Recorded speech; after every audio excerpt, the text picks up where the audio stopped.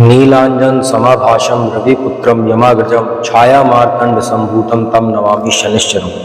नमस्कार मित्रों, आगामी 28 फरवरी 2025 को शाम को तकरीबन 7 बजे के आसपास शनि देव अपनी मूल त्रिकोण राशि एवं स्वराशि जिसमें उनका वर्तमान में गोचर चल रहा है कुंभ राशि में पूर्णतया अस्त हो जाएंगे। मित्रों, जब भी सूर्य की परिधि में तकरीबन 15 डिग्री के आसपास जब आते हैं शनिदेव तो यह पूर्ण अस्त हो जाते हैं। यहां पर अगर देखा जाए तो उनकी जो अस्त अवस्था है वो 22 फरवरी से ही शुरू हो गई है। धीरे धीरे करके ये 28 फरवरी को शाम को 7 बजे के आसपास ये पूर्णतया अस्त हो जाएंगे, जहां पर तकरीबन 8 या 9 अप्रैल तक इनका यह अस्त अवस्था चलेगी और तकरीबन ये 40 दिन का आप मान के चलिए। और इसी अस्त अवस्था में 29 मार्च 2025 को रात्रि 10 बजे के आसपास इनका प्रवेश मीन राशि में होगा। मित्रों, अस्त होने का अर्थ होता है किसी ग्रह का प्रभावहीन हो जाना, उसकी शक्ति में, उसके बल में ज्यादा से ज्यादा जो कमी आ जाना, इसको बोलते हैं अस्त होना। मित्रों, कुंभ राशि में जो सूर्य हैं वो 12 फरवरी को प्रवेश किए थे। 12 फरवरी से और 14 मार्च तक यहाँ सूर्य देव का भी गोचर चल रहा है, जिसमें सूर्य और शनि का पितृदोष बना हुआ है। इसमें बुध भी अभी विराजमान है। 27 फरवरी को वो निकल जाएंगे, वो अपनी नीच राशि मीन में चले जाएंगे।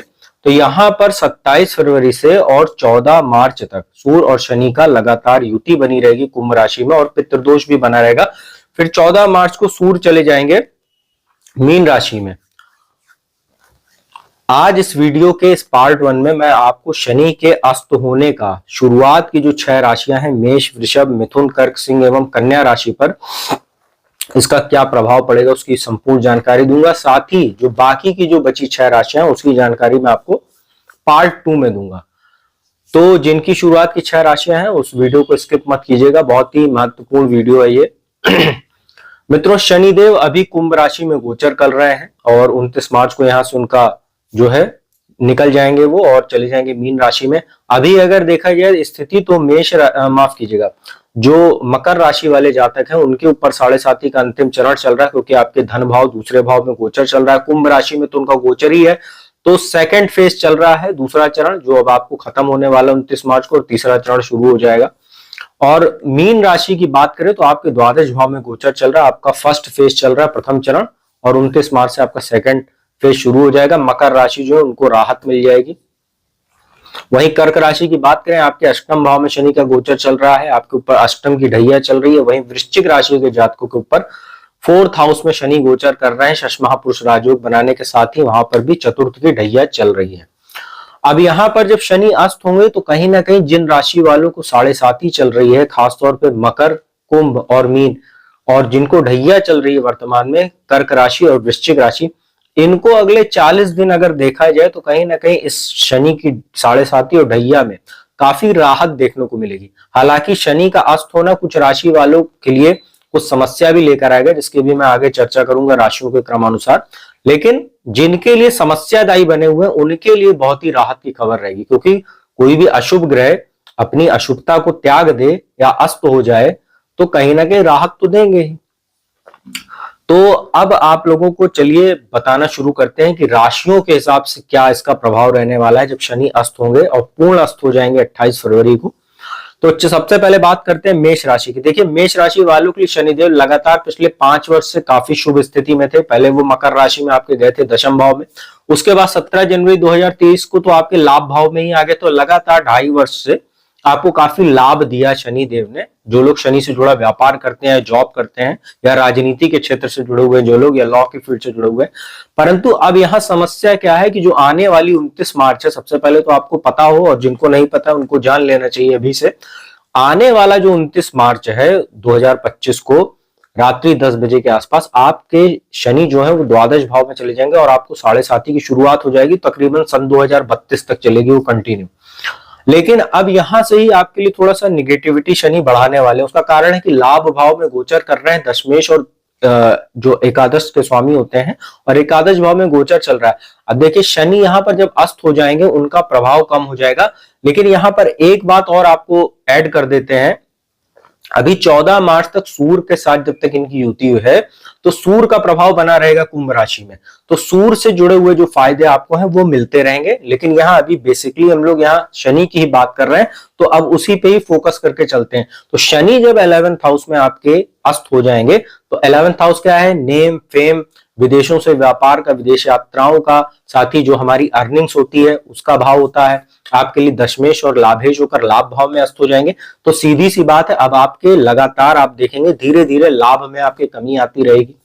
जो लोग जॉब में है और कहीं ना कहीं कोई एक्सपेक्टेशन कर रहे थे कि कोई प्रमोशन आदि हो जाएगा या कोई आपका इंक्रीमेंट वगैरह रुका हुआ था, उसमें कुछ समस्या आ सकती है अगले 40 दिनों में। और आपके लिए तो अब दिक्कत वैसे भी बढ़ने वाली, क्योंकि 7.5 की शुरुआत होने वाली, तो ये दिक्कतें बढ़ेंगी आपकी, तो आप अभी से इसको प्रिपेयर कर लीजिए। मानसिक तनाव आपका बढ़ेगा पंचम भाव पर दृष्टि की वजह से, और कहीं ना कहीं संतान को भी लेके कुछ चिंताएं अब आपकी बढ़ना शुरू हो जाएंगी, और कुछ आपको ऐसा अनुभव भी दिख रहा होगा जो लोग संतान जिनकी है। और कहीं ना कहीं लग्न पर जो आपके यहाँ दृष्टि पड़ रही है, नीच दृष्टि पड़ रही है, और यहाँ पर आप देखेंगे कहीं ना कहीं कार्यों में अवरोध आपके उत्पन्न होना शुरू हो जाएगा। कुछ आपको हेल्थ इश्यू भी हो सकता है कमर से लेकर पैर तक के हिस्से में, क्योंकि अष्टम भाव पर दृष्टि पड़ेगी। अस्त अवस्था अभी जरूर है, लेकिन 29 मार्च का जो प्रभाव अब धीरे धीरे आपको देखने को मिलेगा, ये सब भी आपको अब साथ में एड ऑन करते हुए चल रहे हैं। तो हेल्थ इशू भी आपको हो सकता है, मानसिक चिंताएं आपकी बढ़ेंगी, अनअपेक्षित समस्याएं आपके सामने आ सकती है, अनअपेक्षित खर्चे आपके सामने अचानक से आ सकते हैं। कोई आपका अचानक स्थानांतरण वगैरह हो सकता है, अगर जॉब करते हैं या किसी बिजनेस पर्पज से आप विदेश जाकर अगर सेटल होना चाह रहे थे या विदेश जाना चाह रहे, तो उसमें भी आप जा सकते हैं। तो परिवार से दूरी भी कहीं ना कहीं आपको एक मानसिक संताप का कारण बन सकती है। तो ओवरऑल अगर देखा जाए तो शनि की स्थिति अब आपके लिए थोड़ी सी समस्या बढ़ा रही है। लाभ जितना भी आप अब अपेक्षा करेंगे उससे लगभग लगभग आधे से भी कम आपको लाभ अब देखने को मिलेगा। संघर्ष आपका बढ़ेगा, जितना परिश्रम आप करेंगे उतना आपको रिजल्ट नहीं मिलेगा। यही कारण होगा मानसिक चिंताओं को बढ़ाने का, मानसिक तनाव बढ़ने का, और यही 7.5 की शुरुआत में अक्सर देखने को मिलता है। मित्रों, वृषभ राशि की बात करते हैं। देखिए, वृषभ राशि वालों के लिए शनि जो होते हैं वो आपके भाग्य स्थान के स्वामी होते हैं और कर्मेश होते हैं। दशम भाव में गोचर चल रहा है। 17 मार्च 2023 से लगातार शश महापुरुष राजयोग बना हुआ, काफी आपके लिए लाभान्वित रहा है ये समय काल। लेकिन यहाँ पर अब शनि चूंकि अस्त हो रहे हैं, अभी शनि के साथ यहाँ सूर्य बैठे हुए 14 मार्च तक आप लोगों के लिए अभी भी जो लोग जॉब करते हैं, जो लोग सरकारी ठेकेदार वगैरह हैं या सरकार में किसी भी प्रकार से जुड़े हुए हैं या नौकरी करते हैं या नौकरी की तैयारी कर रहे हैं जो छात्र, ऐसे लोगों के लिए अभी सूर्य का यहाँ प्रभाव काफी अच्छा रहेगा, क्योंकि सूर्य यहाँ दिग्बली है और थोड़ा बहुत शनि को भी बल देते रहेंगे।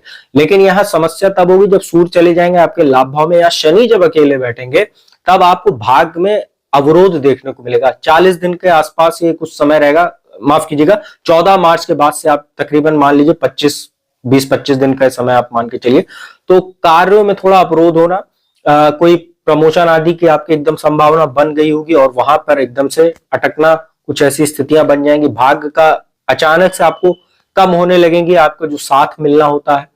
साथ ही प्रॉपर्टी आदि में निवेश के लिए समय कतई अच्छा नहीं। 8 और 9 अप्रैल तक तकरीबन आप रोक दीजिएगा, अगर कोई बहुत आवश्यक आपको प्रॉपर्टी की डील नहीं करने वाले हैं तो। थोड़ा सा आपको कहीं ना कहीं कोर्ट कचहरी से जुड़े हुए मामलों में जरूर ये फायदा दे सकता है शनि, क्योंकि द्वादश भाव पर इसकी नीच दृष्टि बन रही थी और जब अस्त हो जाएंगे तो वहां से उनका प्रभाव हट जाएगा। लेकिन किसी दूसरे के मामले में हस्तक्षेप करने से बचिएगा, नहीं तो आप किसी लीगल मामले में फंस जाएंगे, क्योंकि यहाँ आपका विवेक थोड़ा सा डिस्टर्ब होगा। सप्तम भाव पर जो दृष्टि पड़ रही है, बिजनेस में आपके कुछ दिक्कत आ सकती है, कोई आपकी डील होने वाली थी वो रुक सकती है, कोई इन्वेस्टमेंट करने जा रहे हैं तो सतर्क होकर कीजिएगा, या हो सके तो टाल दीजिए तो बेटर है। वैवाहिक जीवन में जो समस्या आ रही थी वो जरूर थोड़ी सी दूर हो जाएगी, क्योंकि शनि का अस्त जो जब हो जाएंगे तो उनकी दृष्टि जो है वो कहीं ना कहीं वैवाहिक जीवन में आ रही समस्याओं को दूर करने का काम करेगी।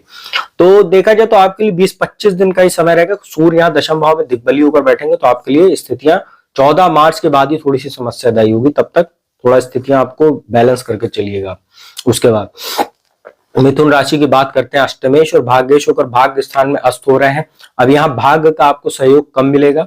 यहाँ पर आपको पिता के स्वास्थ्य का भी ध्यान रखना पड़ेगा, उनके साथ संबंधों का ध्यान रखना पड़ेगा। धर्म कर्म में आपका थोड़ा मन कम लगने लगेगा। लाभ में कमी होगी, क्योंकि लाभ भाव पर जो दृष्टि है अस्त हो जाएंगे तो उसका भी प्रभाव कम हो जाएगा। छोटे भाई बहनों से संबंधों को आप बेहतर करके चलिएगा तो अच्छा रहेगा। हो सके तो यात्राओं को कम से कम कीजिएगा और अननेसेसरी यात्रा तो करिएगा ही नहीं। अगर करना भी हो तो धार्मिक यात्रा कीजिएगा तो आपके लिए बेटर रहेगा।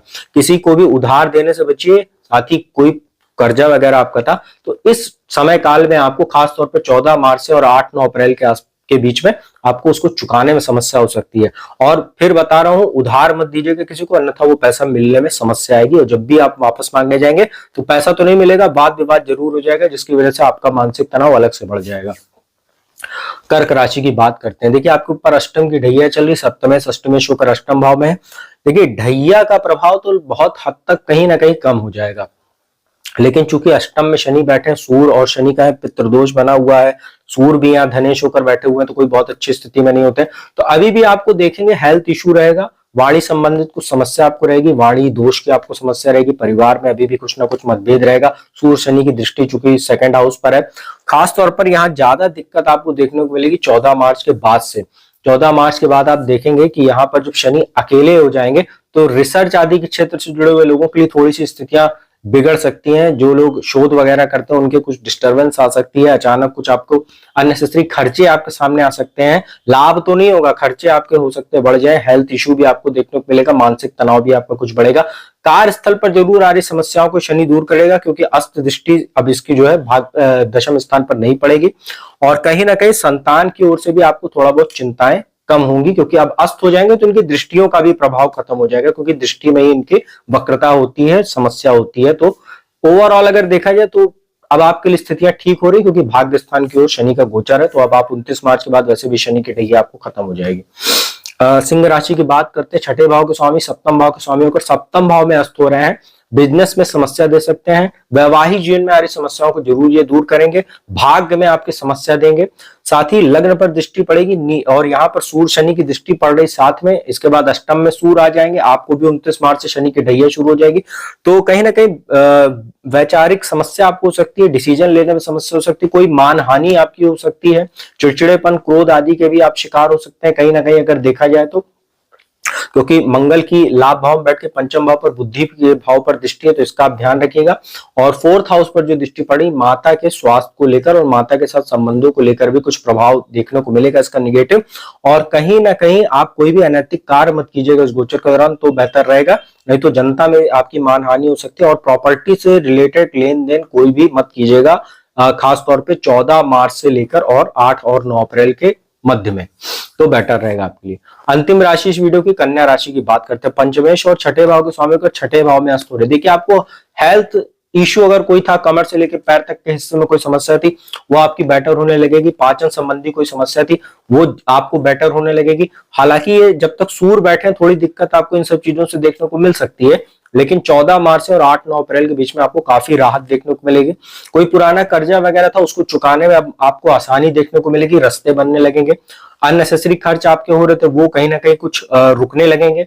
आयु में भी आपके कहीं ना कहीं वृद्धि होने लगेगी और आपका पराक्रम पुरुषार्थ भी काफी बेटर होगा, आपका पॉजिटिव होने लगेगा। छोटे भाई बहनों से संबंध बेटर रखिए, उनके स्वास्थ्य का ध्यान रखिए, उनको कुछ उपहार वगैरह दीजिए तो आपके लिए अच्छा रहेगा।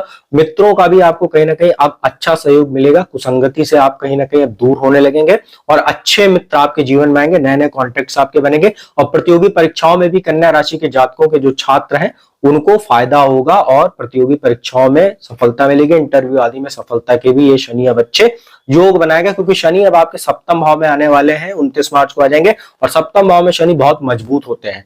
यहाँ कालपुरुष की कुंडली में तुला राशि बनती है, आप लोगों को अगर पता हो तो वैसे भी बता दे रहा हूं। तो कन्या राशि वालों के लिए शनि का गोचर अब लगातार पॉजिटिव होता चला जाएगा। तो मित्रों यह था शुरुआत की जो 6 राशियां हैं, मेष वृषभ मिथुन कर्क सिंह एवं कन्या राशि पर क्या रहेगा शनि के अस्त काल का प्रभाव, उसकी जानकारी दी। उपाय की बात कर लेते हैं। देखिए शनि का सबसे बढ़िया इस समय प्रभाव रहेगा कि उपाय रहेगा कि सूर्य साथ में बैठे, सूर्य को जल दीजिए। सूर्य को जल देंगे, शनि अंधकार है तो सूर्य एक प्रकाश है, तो सूर्य को मजबूत करेंगे, उतना आप लोगों का आत्मविश्वास बढ़ेगा, उतना आपके कार्यों में जो बाधा रुकावट आएगी उसको सूर्य दूर करेंगे, सूर्य काउंटर करेंगे इस समय शनि को। साथ ही हनुमान जी की पूजा उपासना कीजिए, हनुमान चालीसा, बजरंग बाण, हनुमान अष्टक का पाठ कीजिए, तो आप लोगों के लिए बेटर रहेगा। तो मित्रों उम्मीद करता हूं वीडियो आपको अच्छी लगी होगी। बाकी की बची 6 राशियों की जानकारी अगले पार्ट में दूंगा। अगर वीडियो अच्छी लगी उसको लाइक कमेंट शेयर कीजिए। जिसको कुंडली विश्लेषण कराना है नंबर डिस्क्रिप्शन स्क्रीन पर उपलब्ध है, उस पर संपर्क कीजिए। अपॉइंटमेंट लीजिए, कुंडली विश्लेषण का लाभ देश दुनिया के किसी भी कोने से प्राप्त कीजिए। तो अब मैं अपने वाणी को विराम देता हूँ, अगली वीडियो में इसका पार्ट 2 लेकर हाजिर होऊंगा। तब तक के लिए ओम शं शनिश्चराय नमः।